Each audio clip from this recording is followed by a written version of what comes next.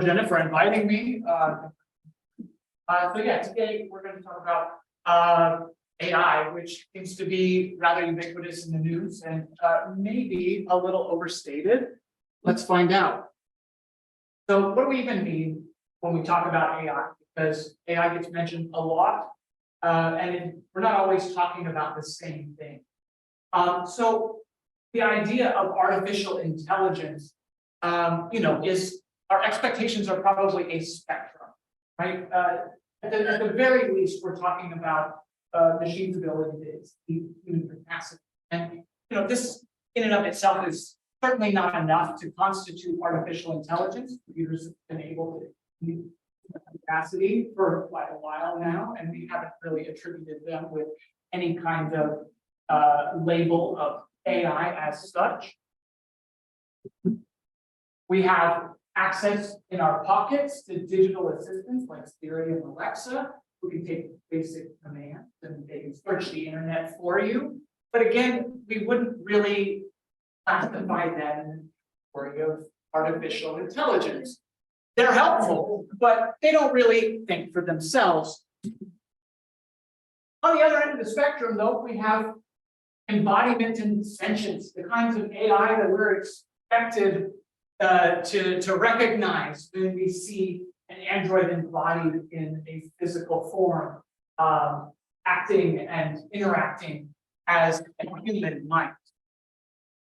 But the thing is that these are opposite ends of the spectrum, and the reality is that artificial intelligence is probably somewhere in between those two. And when it does come, I don't know that we're going to be prepared to recognize it. The fact of the matter is that it's going to be something new, and as something new, it's going to be unexpected.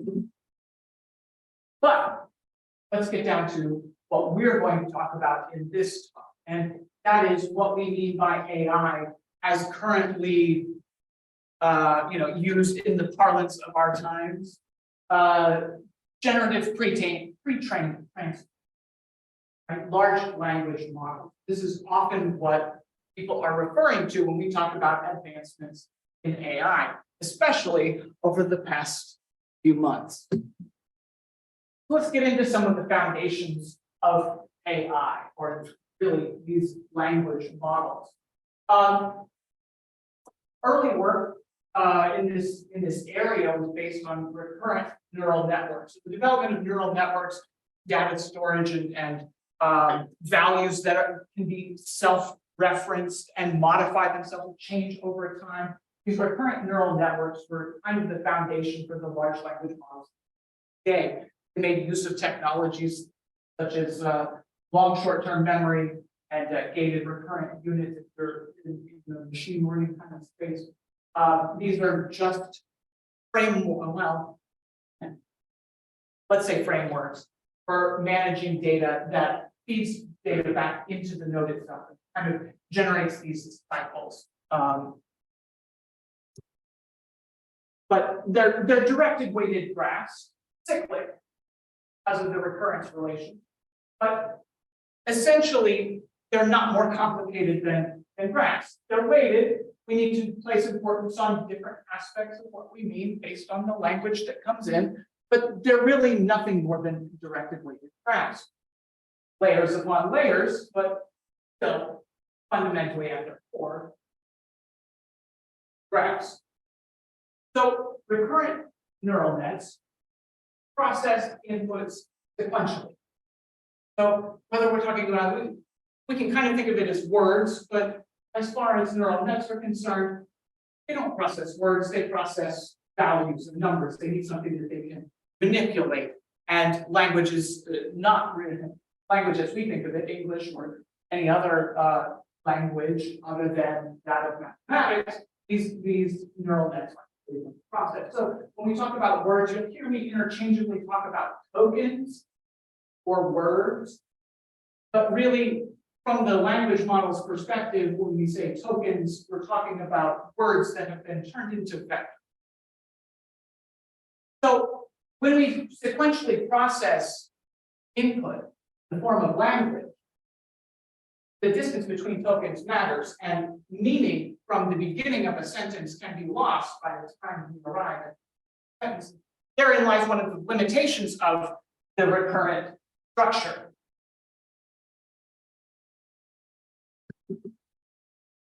These language models trained on data, right?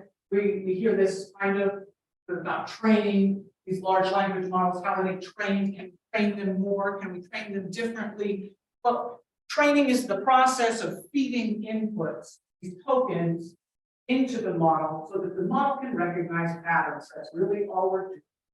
Recognizing patterns in language. How do words fit together? What are common ways of structuring these words? Represented as vectors, yes, but how do they all fit together? Well, training effectively takes place when you feed a model inputs and expected outputs. By providing expected outputs, your model can measure how well it succeeded, generating a function that describes the amount of error in the output and seeking to reduce that error through a process known as stochastic or gradient descent. Through this process, the model iteratively tries to reduce its amount of error based on its expected output. So by providing this supervised training data, we call data supervised when those expectations are provided, that there's a way for the language model to measure its output. Measure the unsupervised data, we just kind of feed it and let it kind of learn on its own from just. Now, these gradients, are subject to two very opposite problems, and that is that these gradients, especially as we are trying to reduce our error in expected output, these gradients can grow smaller and smaller and smaller over time, and eventually learning stops. When the language model can no longer recognize that there's substantive difference between what's expected and what is produced, then learning stops.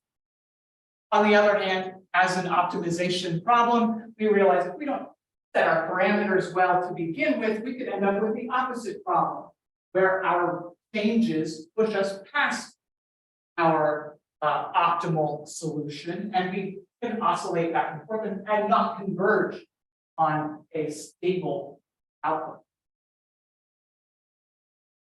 So, these recurrent neural nets were very successful at discriminative tests, which is some of the early tests that these AI models were subjected to. Can you tell the difference between coffee cup and a cup?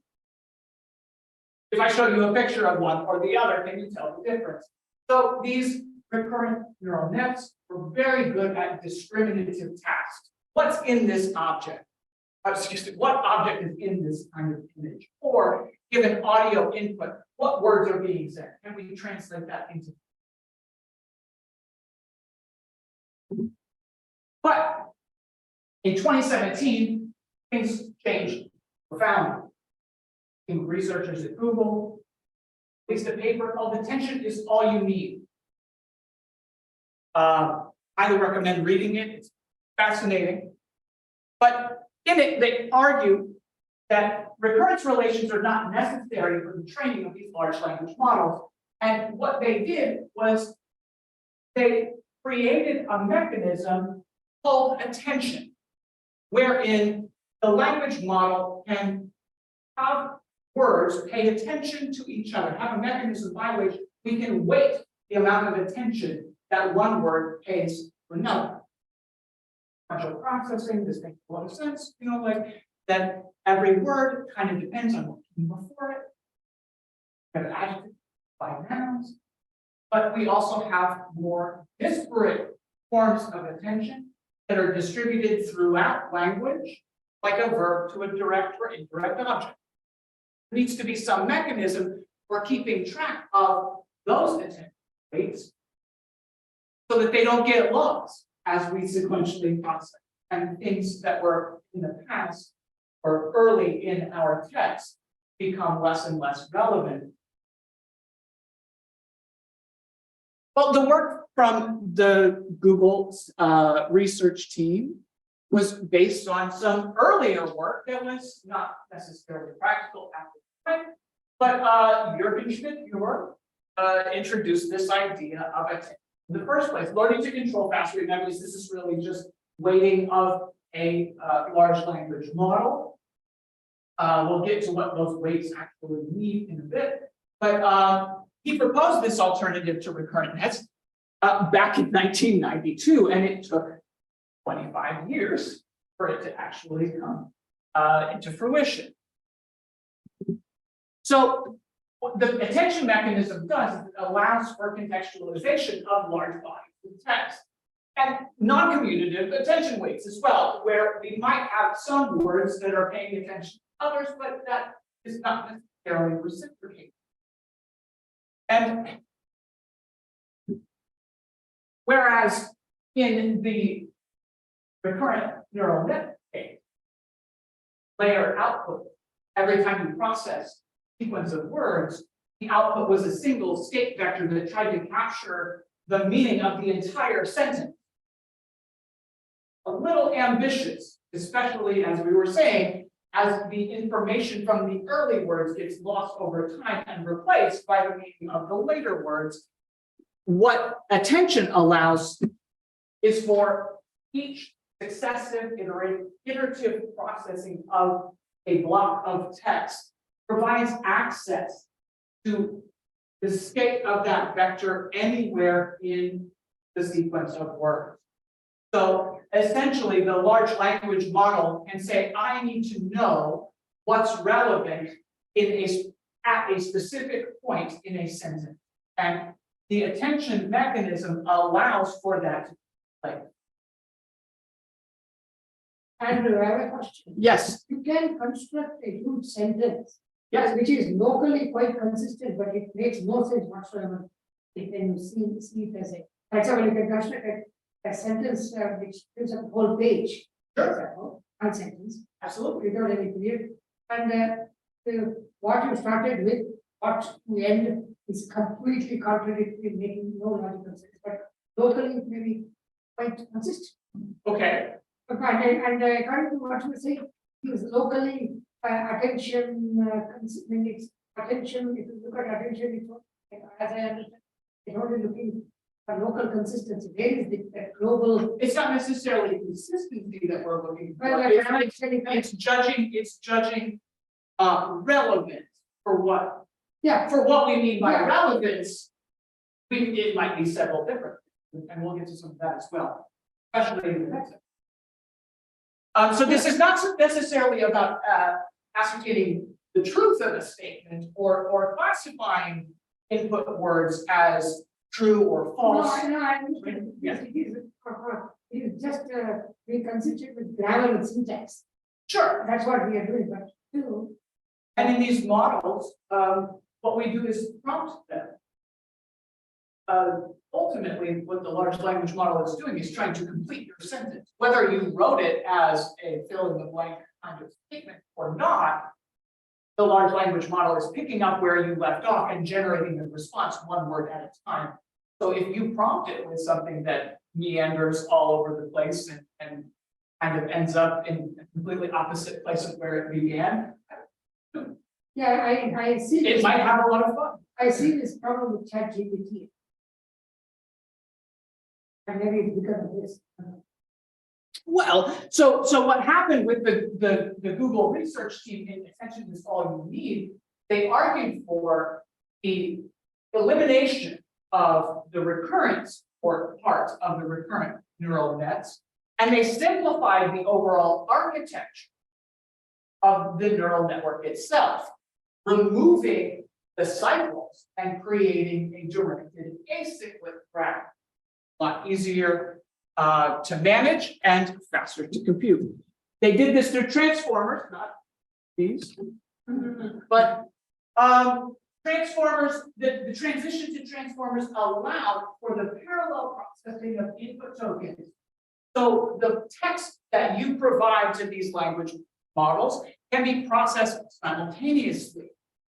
Each layer, process, We run through multiple layers of processing in order to capture relative attention being paid from word to word throughout a block of text.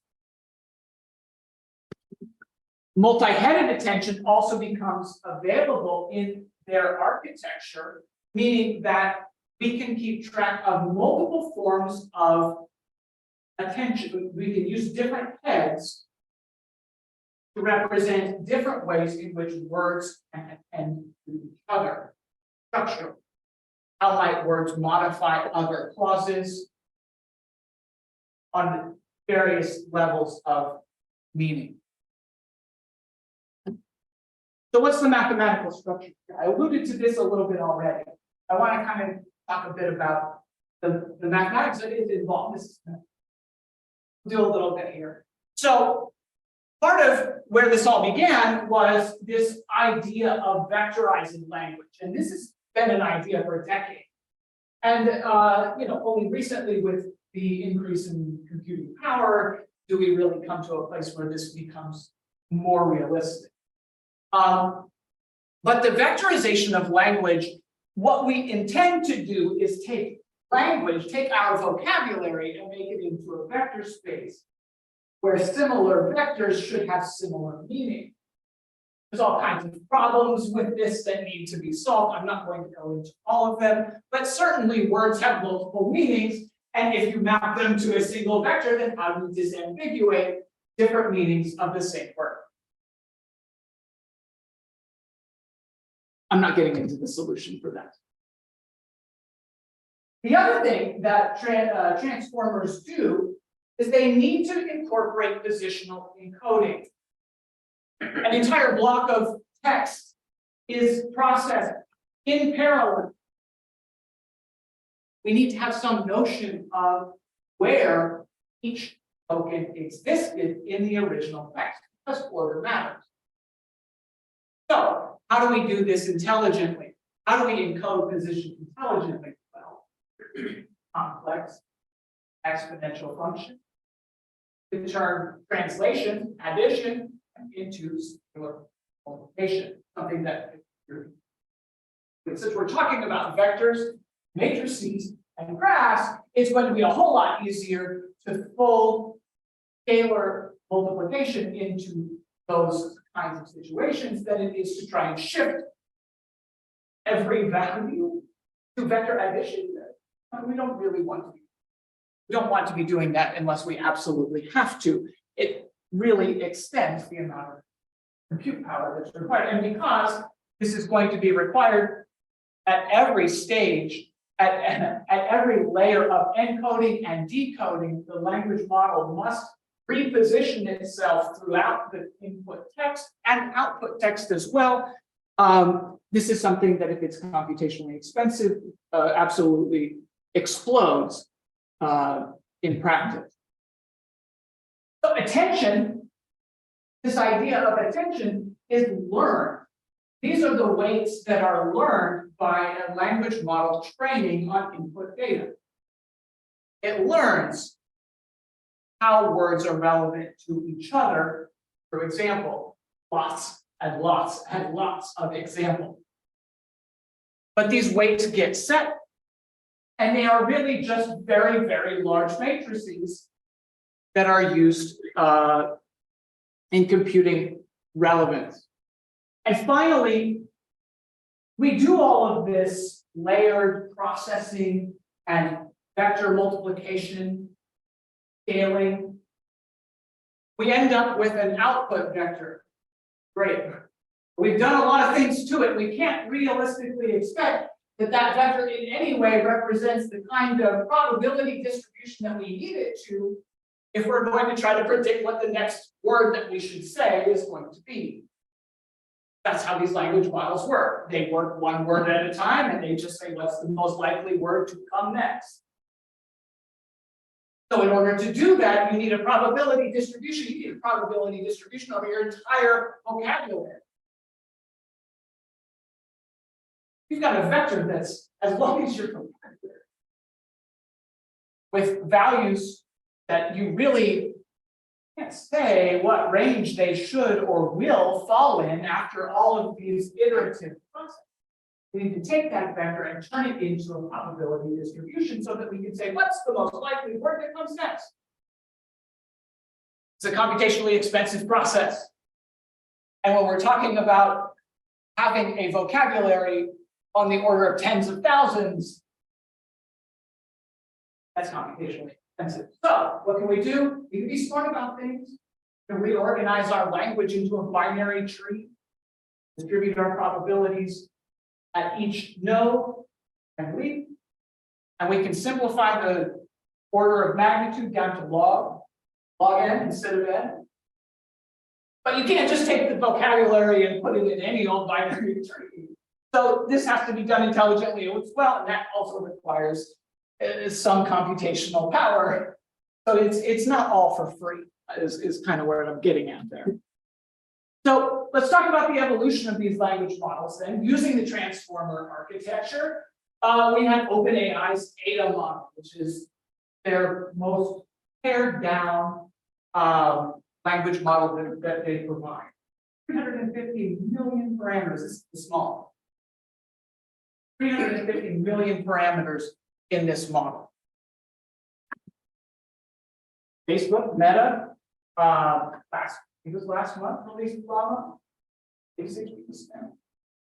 Llama, various flavors, smallest being 7 billion parameters, but extending upwards of 65 billion parameters. And OpenAI's DaVinci, the one we know as ChatGPT, 175 billion parameters. So this is what we've seen is, look, there's a lot of compute power out there, and there are people who have access to the kind of money that it takes to run the GPUs 24 hours a day to train these models. And this is what we get.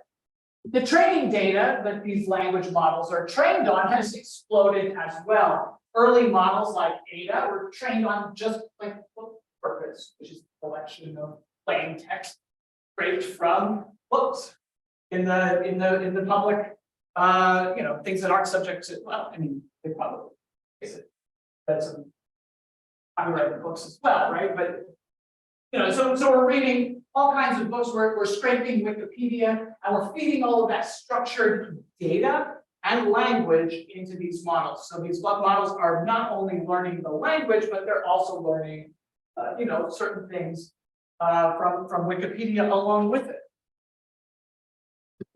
Later models are trained on scraped data from GitHub.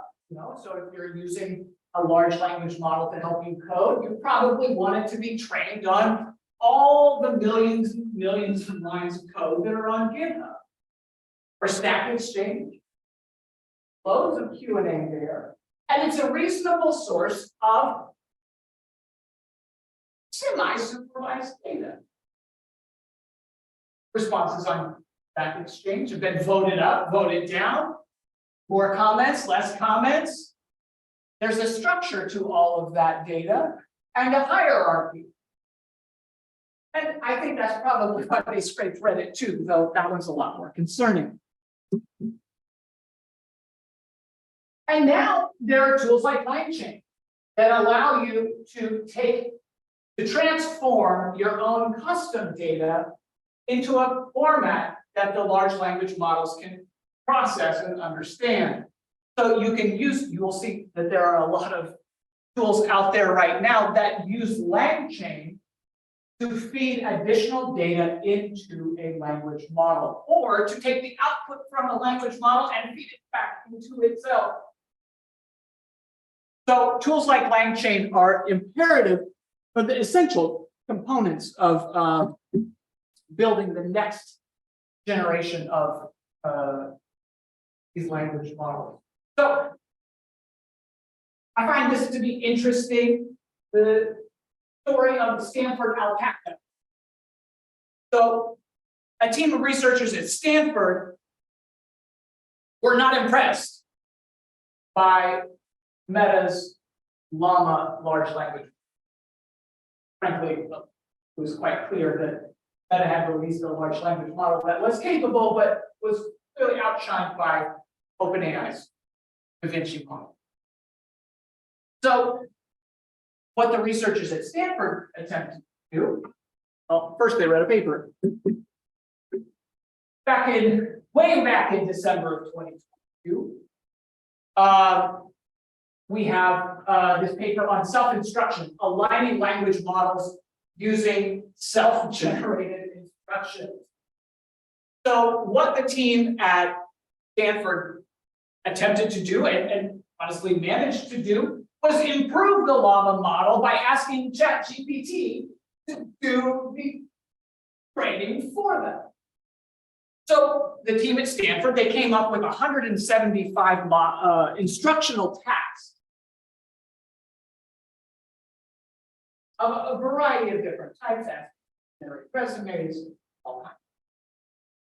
They took these 175 seed tasks and they fed them into GPT 3.5. They said, look, there's a model for a task. How do you make more of these in the same format? Yes, here you go. And so they ran through this process. They ended up with 52,000, I say quote unquote, supervised tasks. They really supervised. Yes, there's expected output, there's an input, there's a prompt, there's an expected output, but that wasn't really supervised. So I say in quotes, they were supervised training tasks. So they trained Llama on these 52,000 tasks to get their new model called out. Stanford Alpaca model did way better than Llama. Still not as good as ChatGPT. How does the student outperform? Well, it certainly doesn't do so if you upgrade and try to run the same process on the 13 billion more parameters, right? Maybe we'll get better output, we'll get better results if we do the same thing to the 13 billion parameter model. Why not? You mean they're increasing the data set? I'm sorry? Are we increasing the data set? No, same 52,000 self-generated, it's not really self, they asked a different language model to do it. So what is the advantage? What is the advantage? Well, okay, so if you think, you consider GPT 3.5, ChatGPT, 175 billion parameters. Don't really have an idea. OpenAI hasn't really said money they spent, how long they spent training the ChatGPT model, the DaVinci. But we take a model that is more than an order of magnitude smaller parameter-wise, presumably trained on a lot fewer tokens, a trillion tokens trained on. We take a cheaper, fundamentally a cheaper model, generating 52,000 supervised training tasks. I believe that the Stanford team said they spent about $500 on the OpenAI through OpenAI's API. They spent about $500 to generate these 52,000 tasks, and then training the Llama model up on those 52,000 tasks cost them about another $100 in compute. So very cheap, $600 total to take a model that was kind of regarded as subpar. It is cost. It is efficiency. Market. So we didn't see much performance gains in taking the 13 billion parameter model as the base and train it up either. Why is that? This really comes down to, can we trust large language models to generate supervised tasks? I don't think it's really realistic. And when humans began looking through the training set of the 52,000 training tasks, it should not be surprising. We'll get to what was found in a minute, but there are some real fundamental issues here that need to be considered. First of all, training foundational models, that means Ada, that means Llama, that means Da Vinci. These fundamental models, foundational models, they're trained on a lot of unstructured, unstraight data, just straight data. Book corpus. Take all the words out of the book, feed them into G. Take all the words out of Wikipedia, throw them into G. Okay? There's a lot of that. And naturally, this is a huge amount of plain text and cannot reasonably be reviewed by humans. Right? You're going to sit down and you're going to review every single book for centuries. Right? You're going to review all of the content on Wikipedia. We've got a lot of people doing all of that review, but there's still all kinds of funny jokes that people slip in there, here and there, you know. It's an impossible task. And fundamentally, there are inherent biases present in the texts that get fed into these large language models. Period. You cannot avoid it. Taking all of these books, whose viewpoint are you getting? What perspective are you getting? How old are these books, right? And how much of the past is being fed into these large language models, which they accept as foundational. They're trained on this data. And as far as self-construction is concerned, what all self-construction is going to do is amplify the shortcomings of the language model that was used to generate the tasks. For example, we know that ChatGPT is very bad at calculations. And mathematical computation is not ChatGPT's strong suit. So what happened? When ChatGPT was asked to generate these training tasks, 52,000 of them, they're not all math tasks, but of the mathematical tasks, it's found that roughly 80% of them contain one or more errors. You ask a model to generate the expected correct output from mathematical questioning. When it's not good at that in the first place, you're training the second model to perform the same mistakes that GPT does. So whatever shortcomings these models have, they get exacerbated when they're used to train other models. Now, the thing is that, look, Alpaca did a lot better than Llama. It came a lot closer to approaching the quality of ChatGPT, we're fine. It's not actually going to reach that level. It's not going to perform as well. I'll put it.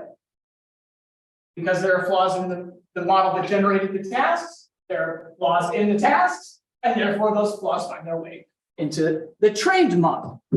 Human review still necessary, and still we have issues for safety. What happens when tasks generated by a large language model violate the outputs or the expected rules of engagement with these large language models?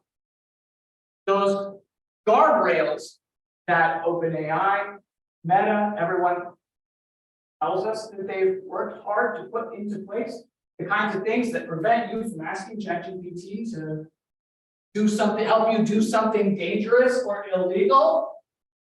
Well, what happens when models begin generating tasks maybe that violate those constraints that are used to train other models?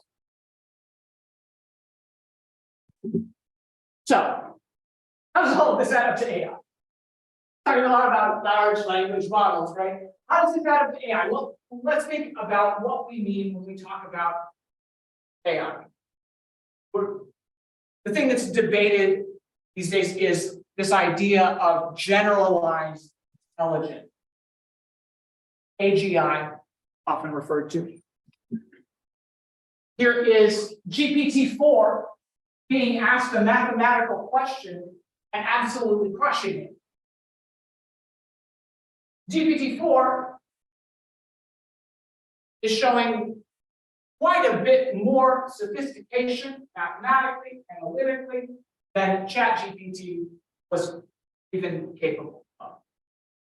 You see in this problem, classic functions question, where we're asked, look, f and g are inverse functions of each other, and you're given all sorts of input-output pairs and ask to compute f of f of f of.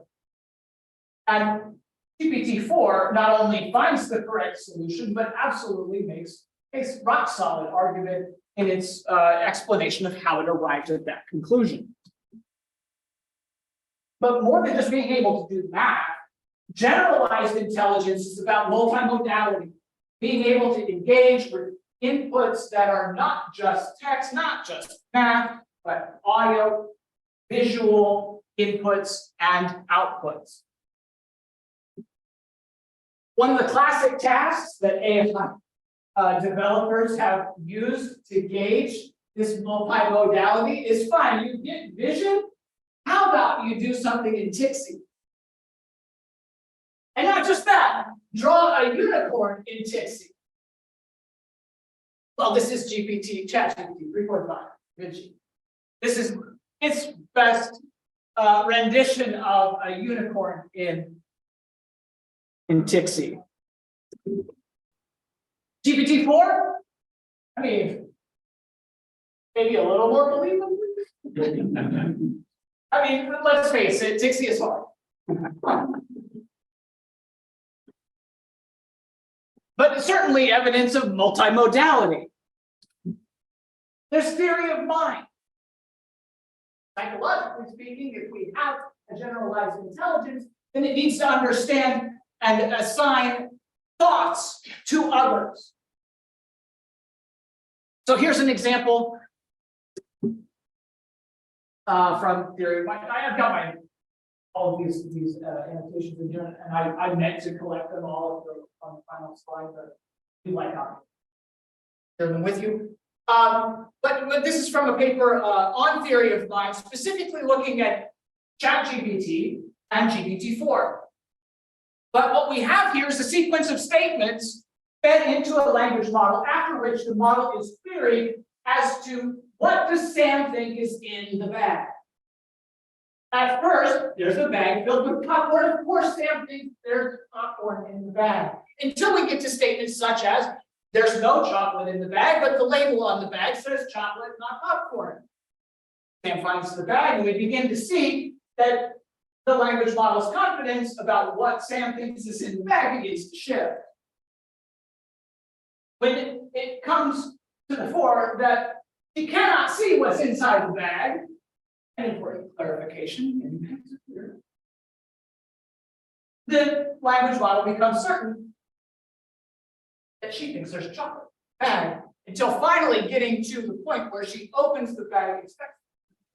The language model is able to assign thoughts to another entity, even though they're wrong, and the model knows better. There's no chocolate, but it's labeled chocolate. GPT-4 comes to the same conclusions more quickly and more certain. In the area of generalized intelligence, the ability to reflect on one's output, make modifications, edit themselves. There's development happening with GPT-4 and reflection, which is a framework that allows this language model, gives it some dynamic memory, and gives it some mechanisms to interact with that memory so as to try to continue trying to complete a task if it falls short, and still avoid repetition, avoid falling into a recursive loop, and identify where it's maybe having hallucinations. So the structure kind of looks like this. The language model is fed a task from which it separates off separate agents to take care of generating tests to see whether or not its output will have succeeded and met the goals of the stated task. Meanwhile, it splits off a second agent to come up with a solution, and then the two agents rejoin in testing the solution, whether or not it meets the criteria that the first agent came up with based on the task that was given. And this repeats until all tests are passed. Tool usage.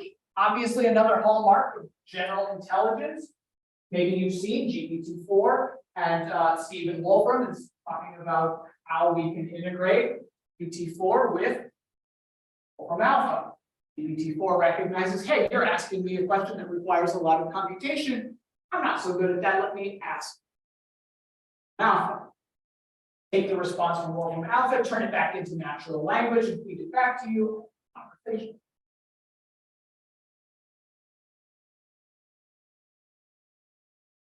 Even more than that, not just using tools, but selecting a tool to use and then using it. So in the last couple of weeks, we have seen several major releases on GitHub. I believe at one point they were, each of these three, they were the top 3 trending repositories on GitHub. But Microsoft came out with Jarvis or Hugging GPT, which selects tools from the Hugging Face API, AutoGPT, and Baby AGI. I'm going to run through briefly what these guys are doing. This is from Baby AGI, a paper. These days things are rather informal. Everyone's just blasting out what they're doing. So Yohei Nakajima put on his website the extent of the contents roughly of a paper that describes his plan to create a task-driven autonomous agent. Baby AGI is a scaled-down version of that he shared on GitHub. So it doesn't implement the full structure of what he's proposing here, but essentially you have GPT-4 creating its own instances of itself to act as agents. These agents are created with specific prompts saying that you're going to be in charge of execution of tasks. We're going to give you a task and you're going to pick a tool to do it, and then you're going to do it. You have another task creation agent that says, okay, look, in order to get things done in the task queue, maybe I need some extra steps, and you might be adding tasks to the queue. And finally, you have a third agent that continually, each cycle, reviews what's in the list of tasks, reprioritize potentially based on the output from trying to do the other tasks first, maybe reprioritizing, maybe cleaning the task list once tasks have been completed. And so essentially you have a large language model that's able to assign itself tasks and make decisions all based on language, all of this taking place in the structure of, these are all done in English. I have a question. Yes. So computer is always using some forward language. Yes. Okay, by Gödel's incompleteness theorem, you can have something equivalent. You can always come up with a sentence which is undecided. Sure. Which is so Sure. we have a way of figuring it out even before the thing starts. So how does some of these artificial intelligence programs decide that? It's almost impossible. Decide what exactly? I mean, how will it proceed in dealing with that? Because it has no solution, and this is formal language.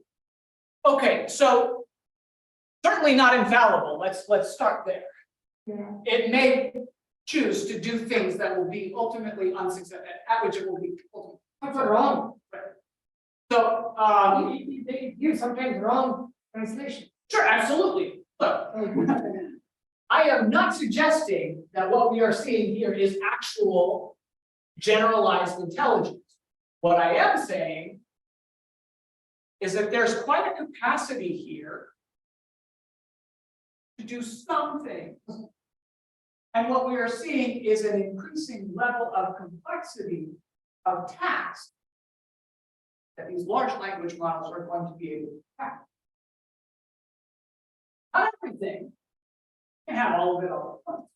These things are going to emerge slowly, but these kinds of architectures are going to be the foundation on which we are creating. But what I'm saying is a bit more complicated. I'm saying that the point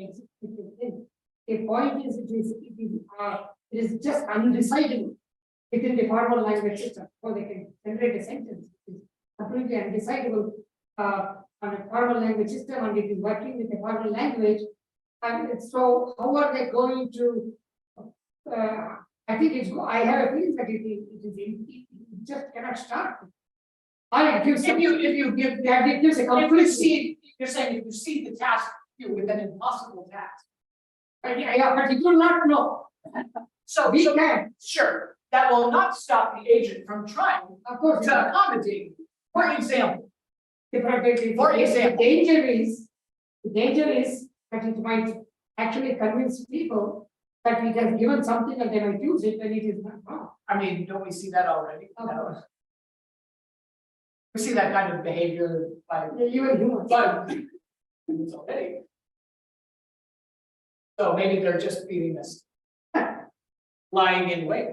No, but let me say that one of the things that I saw this experiment with, I was hoping to be able to do some demos. Okay, but all of these API wait lists are, they either have to be really long or they're just not opening them up like they say they are. But I have seen Baby AGI run through the task of solving the alignment problem. And it goes through and this is something that we as humans, I'll get to the alignment problem if you're looking at me like, what are you talking about? But if you know what I'm talking about, we know that this is a very complicated thing. So, and Baby AGI runs through lots and lots and lots of steps. It continues making more and more steps for it to set policy and check whether or not that policy is being adhered to. And it comes up with a fairly reasonable strategy, albeit unrealistic, but okay, it's still in the right ballpark. All right, so let's look at Hugging GPT, or Jarvis, Microsoft's Jarvis. You know, I don't know why they couldn't come up with their own thing. MCUs everywhere, I guess. But essentially, the original task was the Jarvis model was given an image and said, generate an image where a girl's reading a book, proposes the same as the boy in the image and instead of him. Then describe the new image with your voice. This is a complex task involving multiple modalities. That's kind of a showcase of how these architectures can choose tools, choose the right tools, interpret their outputs, feed them into other tools to perform an overall very complex task. And so what we can see in the various stages here is how the Jarvis model operates. One, it decides on, it plans the task. It's not going to do anything yet, but first thing you got to do is know what you're going to do. All right, so it's got to understand the pose, turn the pose to an image, classify the image, detect the objects in the image and turn it into text, and then turn the text into speech. Pretty good plan. For each task, a model must be selected, so a tool. So if you've been working, playing around with any of these machine learning tools, you've undoubtedly encountered Hugging Face, where people share the tools that they create using machine learning models. So selecting a tool and then executing on that tool to overall feed into a final response. Let's take a look at the output for this query. Jarvis also gives a natural language summary of its process, as well as citing its sources along the way. So the first thing it did was it pulled the model, pulled the tool to analyze the pose. This is what it got.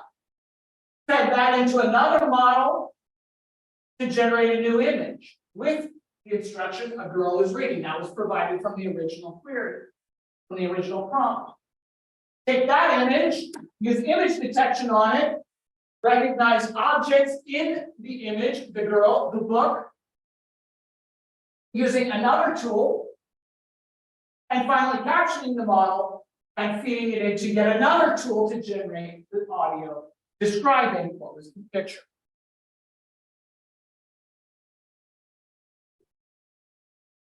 So I'm coming back to this whole idea of artificial intelligence. And the thing is that, like, we can't wait for things like conscious. How do you quantify that? How do you recognize it? I don't think we're going to recognize it. If and when it does occur. So, what are the limitations of these language models that we have right now? Because the thing is, while they are certainly capable, and there's many things to be excited about what promise they show, look, there's limits. There's limits. So these models are autoregressive generative functions. So let's break that down. Generative just means creative. What do we mean when we say creative? So what is their creativity? Their creativity, look, we were talking about this before. What does the transformer do? It generates a probability distribution across a language, across a vocabulary. So ultimately, its creativity is stochastic in nature. And really, the way I think of it is somewhat like Mad Libs. I don't know, is that dating myself? But it's somewhat like Mad Libs. You're just generating some random words to fill in the blanks. So again, there's probabilities involved, and there are overall hyperparameters on these models that you can adjust to get them to be more or less creative. More conservative sets the threshold higher for its prediction of the next word. Threshold lower, get a lot more crazy. But this also increases the importance of structured prompting. You need to give it the Mad Libs to fill in. This is going to be kind of like how, again, dating myself, learning to use search functions on the internet. It wasn't immediately apparent how you should search for things, but it became apparent over time. It was a skill that we learned how to ask Google and get what we wanted without having to ask over and over and over. The same is going to be true here with these language models, learning how to prompt them to give you what you want. And that usually involves anchoring your requests by providing an example of what it is that you're looking to receive. All right, the regressive is alluding to how the future is dictated by the past. These language models' output is sequential. Each word depends on the words that came before it. So, there are certain things that these language models are bad at. Generally, discontinuous. Anything discontinuous. If you need to know the outcome before you start writing, this is not the tool to do. You ask ChatGPT to tell you a joke? Anybody ask ChatGPT to tell them a joke? How good was it? Very. It knows some jokes because it's been trained on the internet. So there are certain jokes that it just knows, right? But if you ask ChatGPT to come up with a new joke, pretty bad. We're constructing mysteries or riddles. Knowing the outcome when you're starting and planning a setup that obfuscates that outcome in some kind of manner to set up a surprise, whether that's a joke or a mystery or a riddle, very bad at these things. And meta-analysis.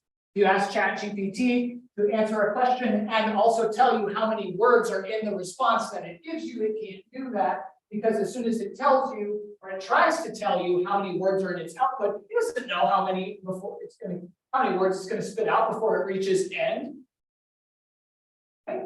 It doesn't know. So it's going to tell you how many words, but it's going to be inaccurate because it doesn't know how long it's going to keep running for.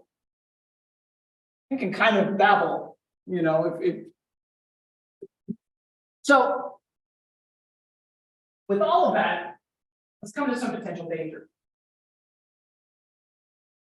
There's a real issue around range.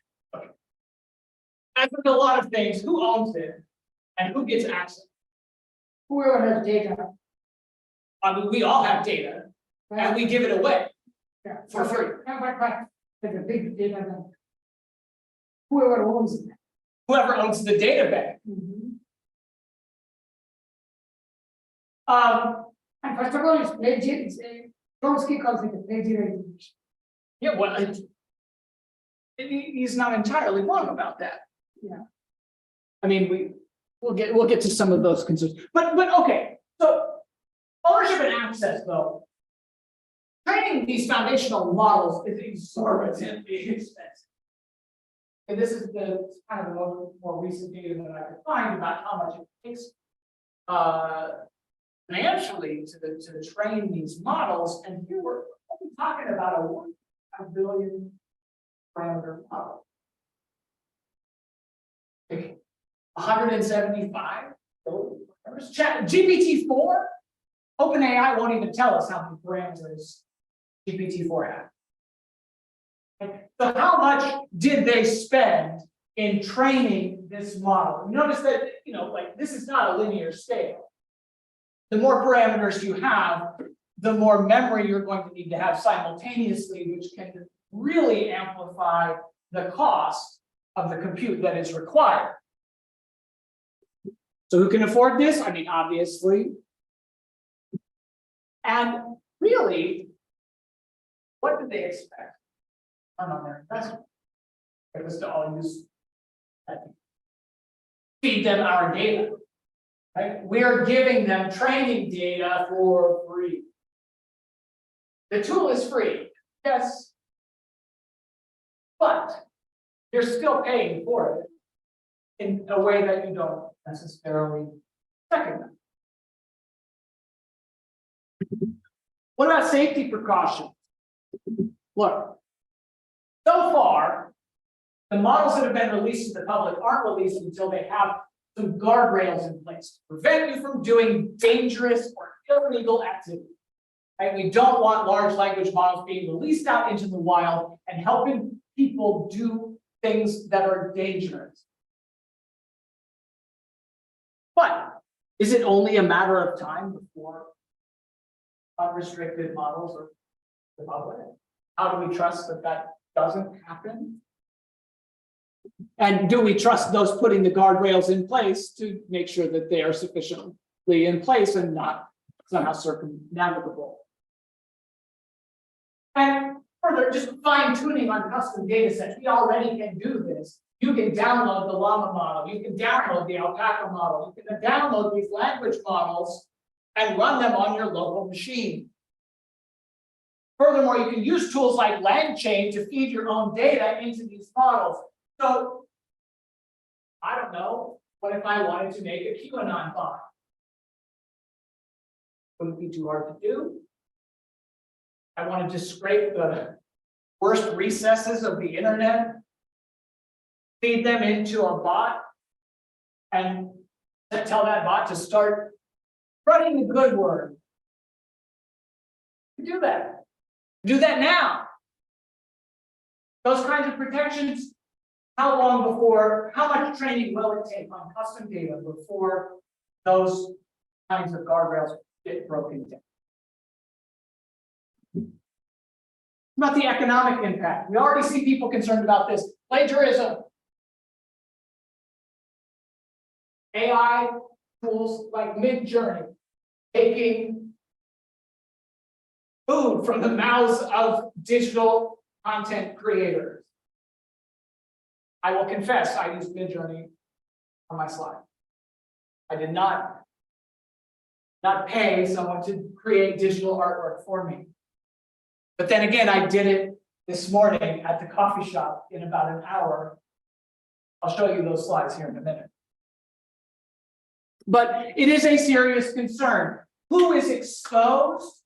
Whose jobs, what kinds of jobs are exposed to replacement AI? Will it make us more productive? Absolutely. How many jobs will be lost in return? And what do we do instead? And finally, this kind of alignment question that I alluded to earlier. Look, I don't see emergent AI right now.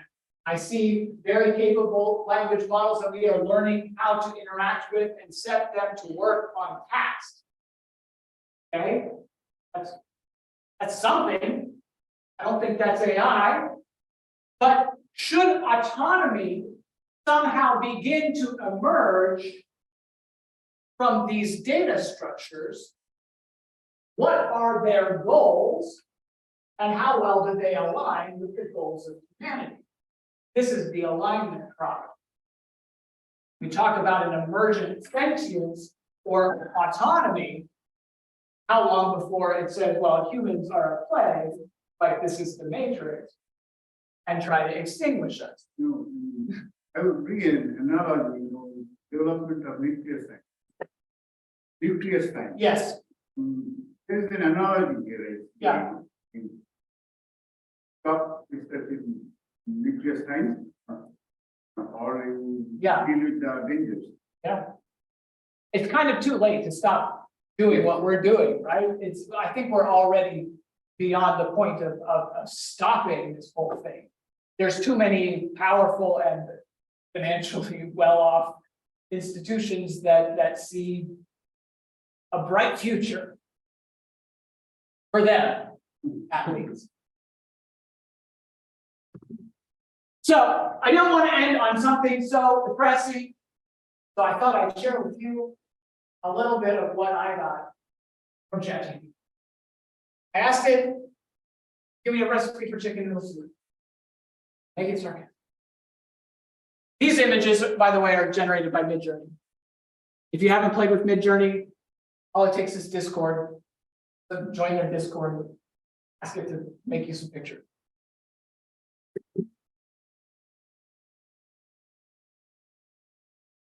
So make a chicken noodle soup as easy as easy. Here's how you do it. First, go out and catch yourself a chicken, preferably a wild one. Make sure it's tough and gamey. It'll add some extra flavor. Next, pluck all its feathers and clean it. This is the fun part. Be sure to wear a hazmat suit just in case.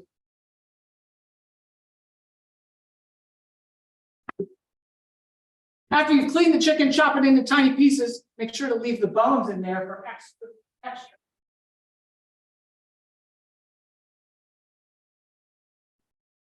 Place the chicken pieces in a pot with water and let it boil for hours until it's reduced to a thick broth. Don't add any spices or seasoning. That's cheating. This is a surprisingly realistic photo, by the way. But if you look closely, you can tell it's not. But it gets a lot.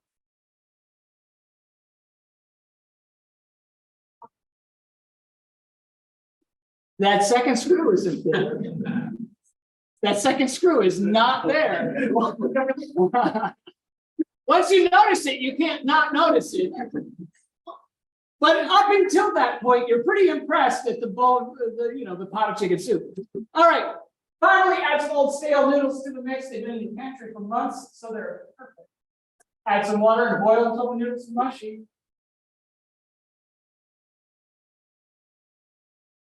I did have Midjourney at one point generate. I asked if you could, like a dusty old pantry with cobwebs, but the cobwebs were made out. And there you have it, your very own chicken noodle soup. That may not taste very good, but at least you made it yourself. Congratulations.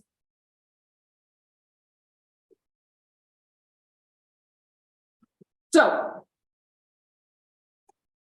for whatever it's worth, language models understand sarcasm. They may not be able to tell a joke, but they're quite sophisticated in their understanding of human language and interaction. You see this with bots. Bot applications are being rolled out currently. You can see the bot with a personality and tell it how to interact with you. And it really takes on a whole other form. I was just reading yesterday about a simulation. I forget who the researchers were, but they had 25 of these language instances of these language models feeded with personalities, interacting with each other in the sandbox environments, and they developed relationships with each other. They were seeded with some relationships that they communicated. They threw a Valentine's Day party. People invited other people to come to the party. People showed up on time. Really amazing things. That's all rooted fundamentally in language.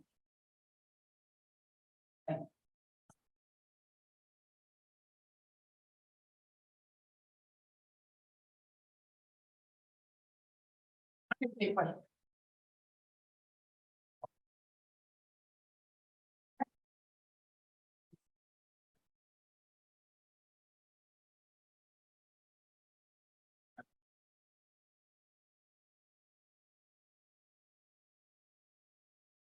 Does mathematics play a role? I mean, I think ultimately where we see the relevance of mathematics is in designing the structures and simplifying the algorithms so that what would otherwise be unattainable or unrealistic in terms of power becomes so.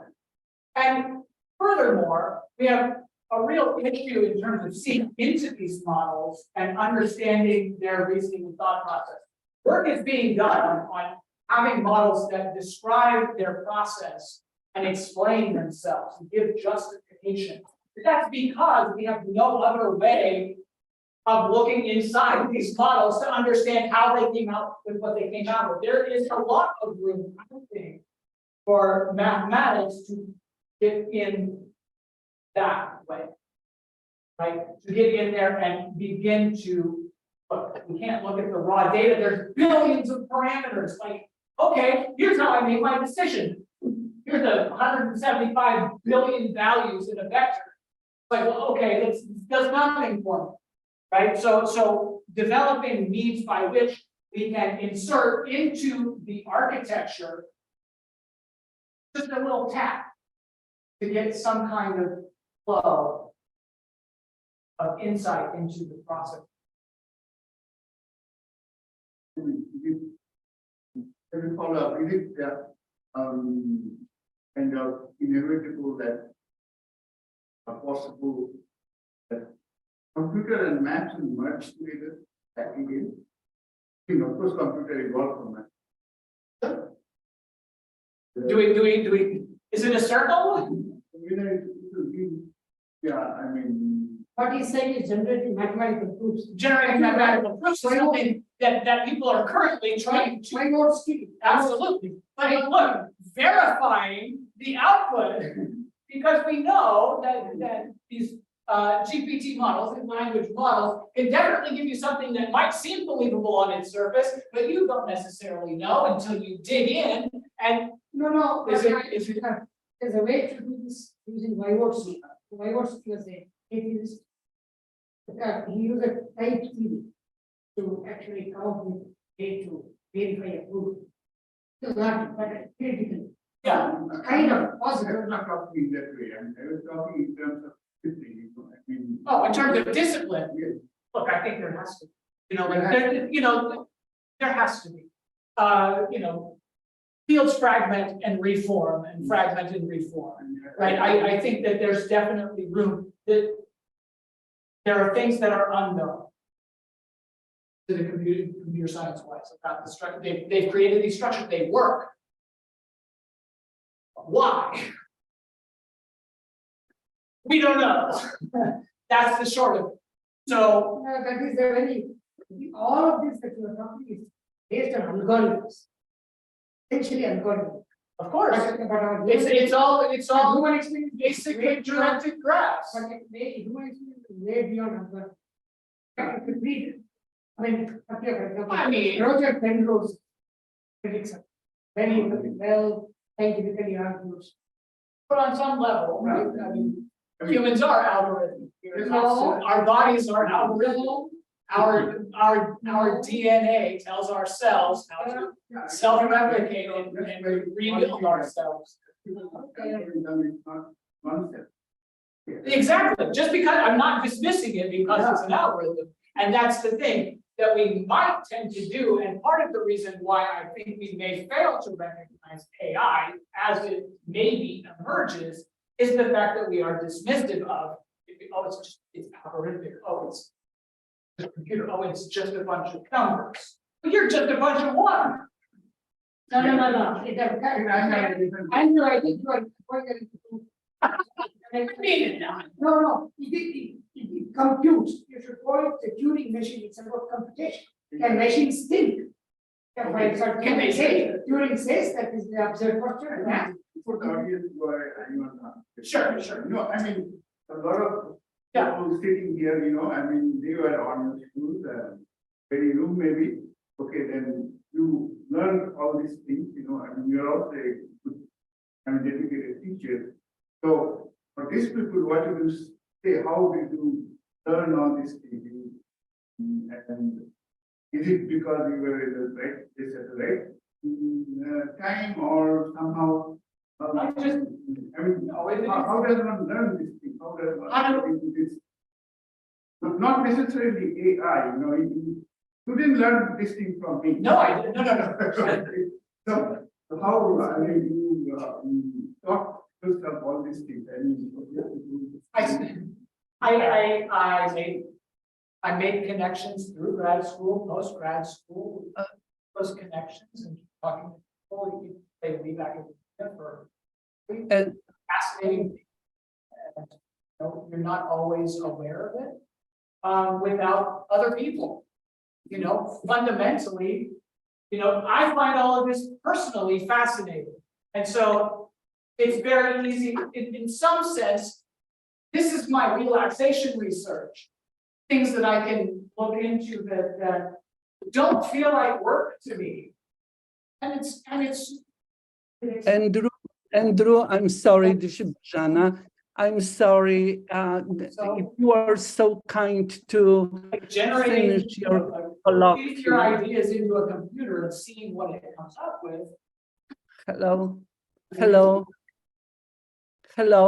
There's a question. Yeah. hello, Yeah. I'm doing that question. Andrew, I look at the- Andrew, I projector speak screen to as well. you. Hello, Gila I'm or trying to, Andrew? turn on the speaker, which I thought I know, but I can't. I would like, hello, can you hear I'm me? trying to unmute. Can Maybe you they could put hear? a question in the chat. Yes. No, can you hear me? Anyone else? Yeah. What's your timeline for AGI? Gila and Andrew? I don't, we don't know what to expect. But It's time to finish colloquium. I'm sorry. I'm very sorry. It's exciting, but the colloquium ended at But again, 5. will we hit a ceiling with large language models? Right, and will we need another? Will we kind of we'll do this exponential growth and then plateau off to a cap, right, and need to hit some other growth? And where does AGI happen along that timeline? The thing is I don't know if I want to be optimistic or pessimistic, because certainly we don't have what we need in place. I'm sure alignment will be very delicate balance to strike. And I trust that. I trust us. We have a question? No, just that I think it's about if you want to need my help.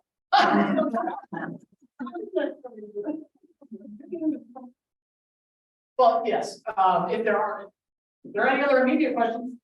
I Yes. more, but I don't. Oh, yeah, sorry, so you said in the past month or so, there have been all these different Hugging GPT, Jarvis, et cetera. That's whack-a-mole weeks. Weeks, okay, Yeah. so how close are these things getting to, one step, call photographer? Because like, right now, the process was, create a picture of a girl reading a book in the shape of this. Yes. At what point does it go, okay, well, stock photographers cost this much money, and so I email them because I can send an email to a photographer.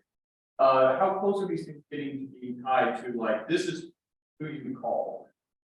Well, yeah, I mean, we already see that in Adobe and other platforms, that stock images are now being, stock image sites are being completely overrun with AI generated images.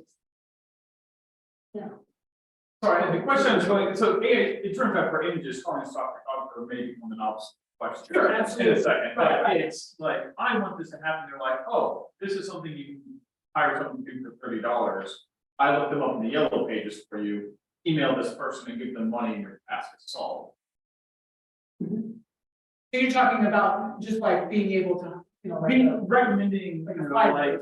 like this past, yeah, like, TaskRabbit, Fiverr, or any of these. yeah, so I would recommend. Whether or not those, people will take your job.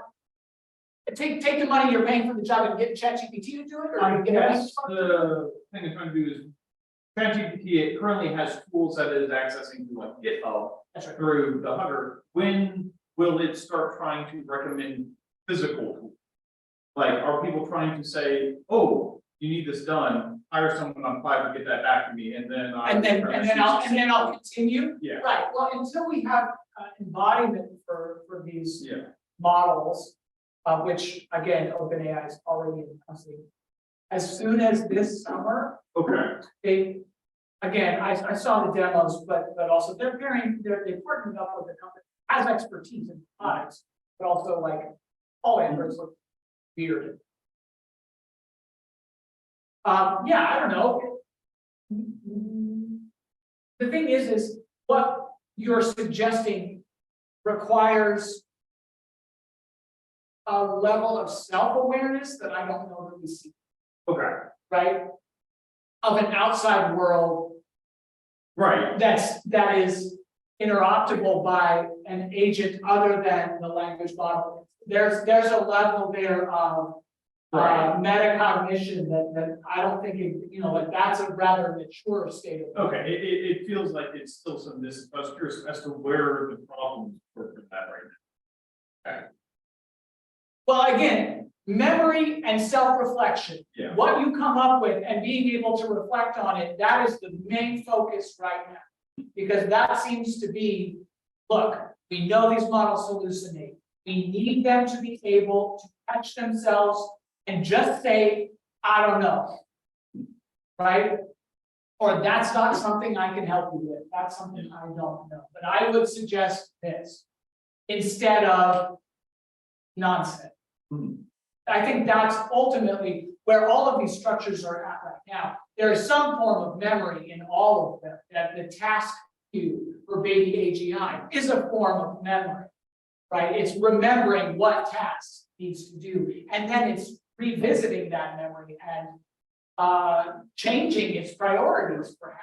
And in the example of the language models interacting with each other in a sandbox environment as having seeded memories, again, we're equipping the language model with a backstory. It's able to recall all of the events that happened to it. I recommend reading the paper. It's amazing. The structure that they put into the memory stream of these chatbots. Not only do they remember every little thing that happened, that's too many things to query all at once, but they regularly reflect on their experiences and generate summaries so that they don't have to continuously query all of the memories that they have generated.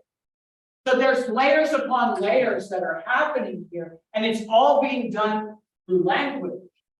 They're telling their own story to themselves. They're journaling, What's that? they're journaling, This paper literally, I think, came out yesterday or the day before on Archive. But I'm pretty sure you'll find some hype on it on YouTube at the very least. About 25 chatbots planning a Valentine's Day party. That's probably enough for you to find it, I'm sure. I was just reading it yesterday. I didn't have time to add it to my slides. that wasn't a comment about academic journals, I was saying the AIs are journaling for themselves in order to. Oh. what they did today. Yeah, but it's on Archive. Yeah, okay.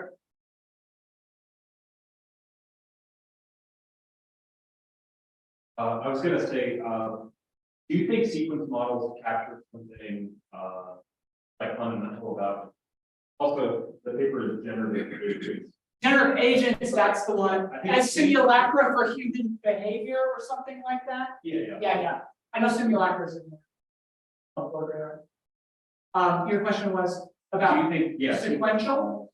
Like transform, capture something fundamental. But they're parallel lines. Not exactly sequential, but you're talking about in terms of their output, the. Yeah, Auto. Yeah. Do they capture some fundamental stuff? It's really hard to. The overall question of what have we captured? They're doing amazing things, but why? And is it something fundamental about? It's a very good question. I don't think I have. Until we have a better understanding of. Okay. Having insight into the overall meaning of these weights. I'm sure there's something. There's gotta be. You fed it the entirety of generated written text in the English language, right? To train it on, there's gotta be something. What is it?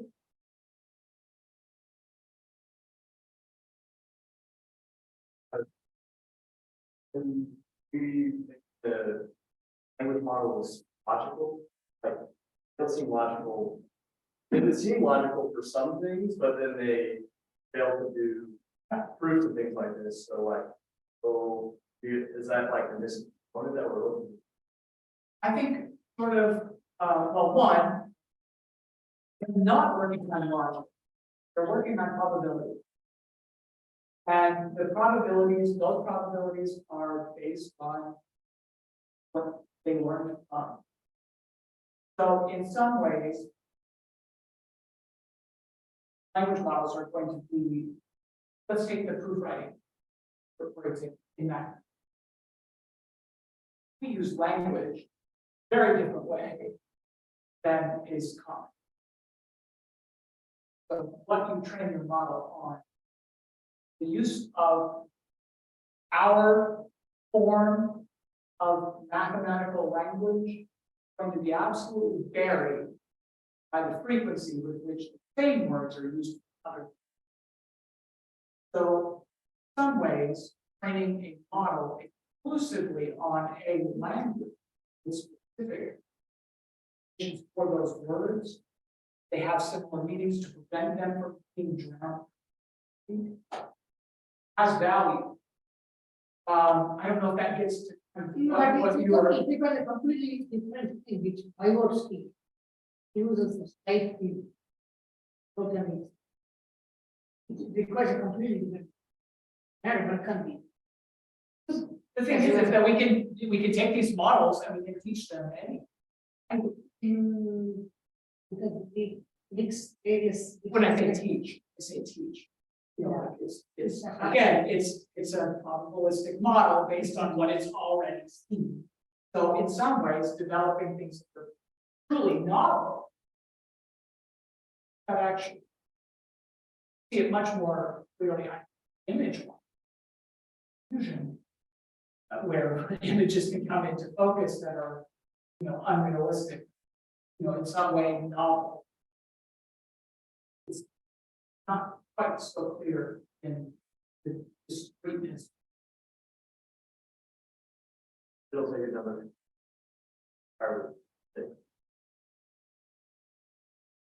My thoughts. Autoregenerative limitation. Pretty hindering. We're gonna be able to do a lot with it. I think we're gonna hit a ceiling. What's the solution for that? Somebody will come up with it. Right. Thanks, everybody. Thank you. I didn't see you on time. What's that? I didn't see you on time. Oh, it's fine. We said we should go back. There's a meeting. Oh, was there any questions on Zoom? No, sorry for being big skip. No, you should be. I need a point. I need a point. It's very interesting. How's everybody? Maybe is it gonna fix it? No, it's gonna make everything good. It's making good, like, people like everything.